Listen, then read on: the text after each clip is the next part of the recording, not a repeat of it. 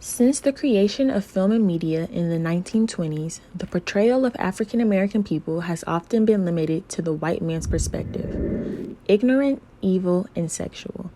However, as the evolution of technology has evolved, so has the creation of media with different platforms. In the 21st century, there are multiple different forms of media that include the internet, messaging, gaming, television, film, magazines, and social media.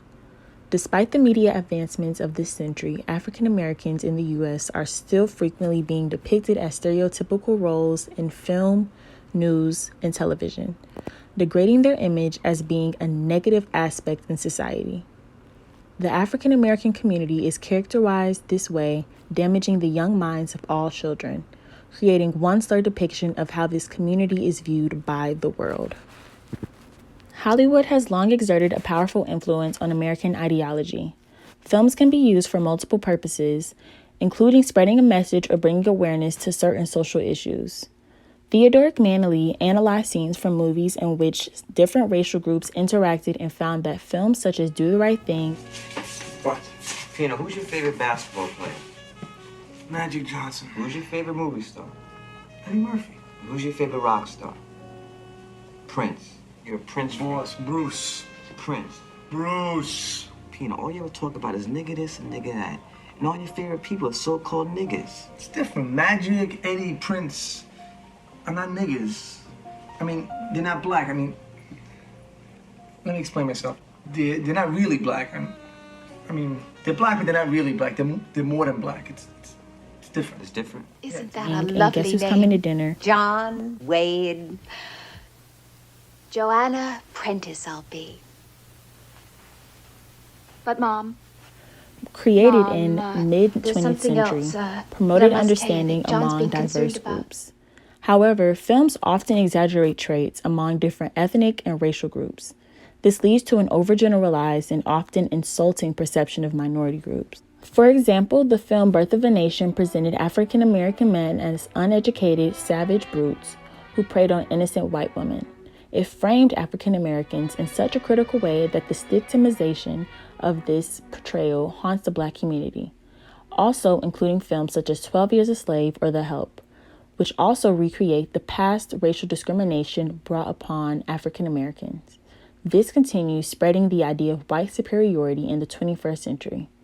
Even though in the past 2 decades, African Americans have been more relevant, in order to qualify the importance in Hollywood or the Academy Awards, these films must either show a historical portrayal or negative portrayal, meaning criminal, sexual, or uneducated view of African Americans, including other films such as Precious, Monsters Ball, Fences, If Beale Street Could Talk, and Moonlight, that have all won Academy Awards for being a stereotypical Black Hollywood film.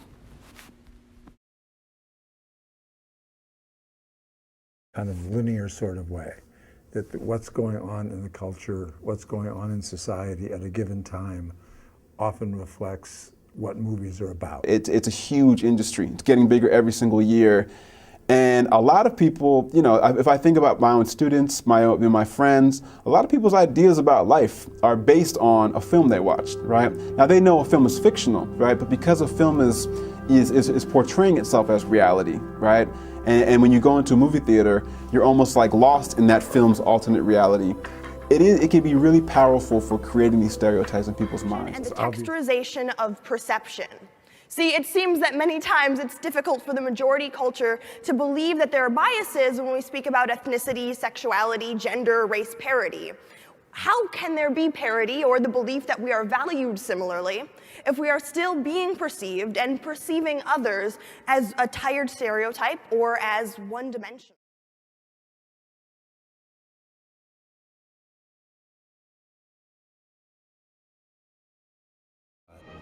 Maids, butlers, waiters, porters.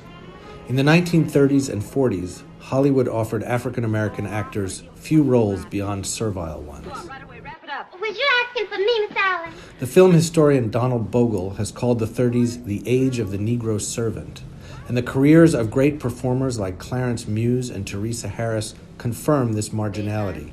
Too often, these actors were not even credited. Someone's going to insult you today. If you get out of bed. The off-screen reality was always more complex. However demeaning the roles, they also sustained careers for performers who belonged to another Hollywood, one that included behind-the-scenes activism and the ongoing struggle for creative autonomy.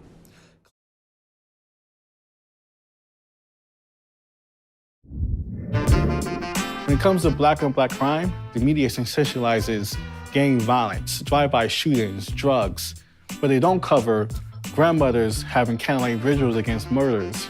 That's because that doesn't make any money. In 2011, a Pittsburgh study linked 86% of stories with black males to crime, and only 2.7% of stories were about education, leadership, or community. Study after study shows that the media is such a powerful tool that it can shape your perspective. Many shows consciously and unconsciously perpetuate stereotypes by creating characters or casting people based on what a few in power seem to deem as believable. So if a black man is always cast as the drug dealer but rarely as the righteous, successful businessman, the conclusion is that it is not believable for a man of color to be inherently good or successful or on the side of righteousness. Good, bad, or indifferent, TV helps define our collective reality. And if a child grows up never seeing themselves representative as successful or as the hero, then they are the anomaly if they succeed and the expectation if they fail. But the only other folks we're seeing in the media are either folks who are sort of superstars on the one hand or criminals on the other hand. Those are the black folks we typically see on TV.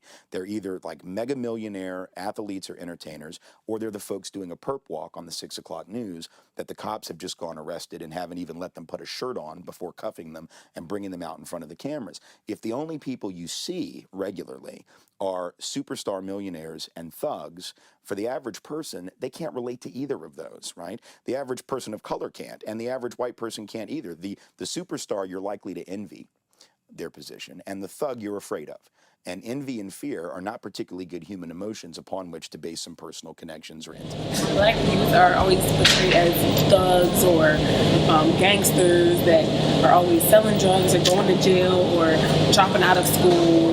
They never show like how intelligent black people really are or the good things that they do. Like the gangbangers, they came out of the original concept of black men. The dominant African American character is a sports figure. You're a white person or a non-black person, let's say, and you don't know any black people.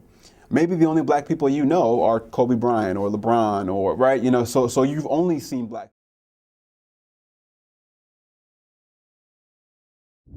Shouldn't be connected, I don't know.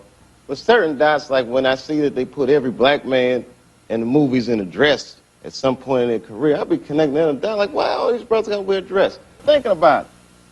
All the comics that I've seen, man, you know, strong brothers, why they be putting us in these dresses? It's like, so. We now increasingly see African American males playing these feminized roles in comedies or in. Tyler Perry has been criticized for presenting stereotypical images that emasculates black men, but he just kind of strips the commentary by him playing in drag. That's a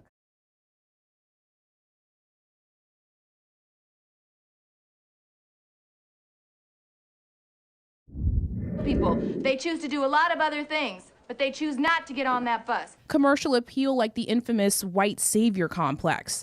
Teen Vogue defining it as movies that promote colonialism in a sense, because people of color need white people to save them. They called it Oscar bait, which brings me to my next point. But I think it sucks that if black people want Academy Awards, we can't just make movies about anything but slavery. No.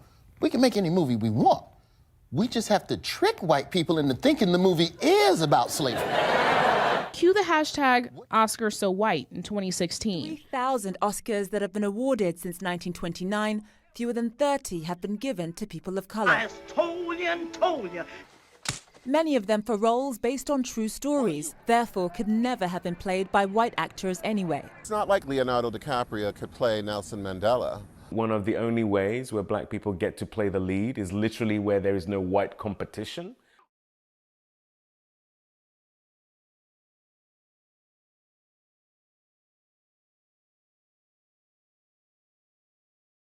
You can see, I am not dead.